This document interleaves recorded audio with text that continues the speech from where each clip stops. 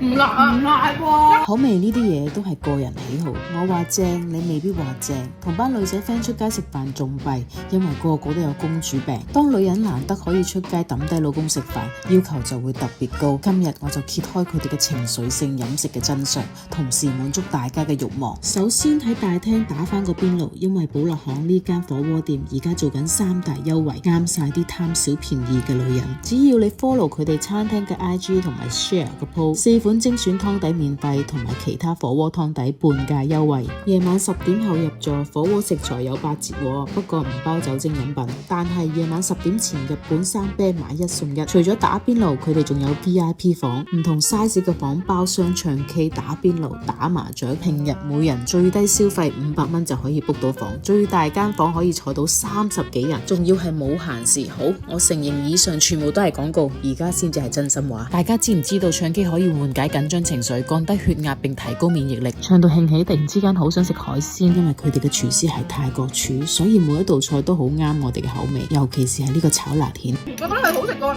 個大魚咯。呢位靚女喺呢度做咗10幾年，推介我哋試呢一隻燒雞。如果中意食海鮮，記得嗌呢一碟避風塘選用蝦。唔辣啊！唔辣喎，一啲都唔辣喎，但係好好味，係香辣味嘅燒雞。喂，其實呢度啲海鮮 OK 喎，真心，全部海鮮 OK 喎。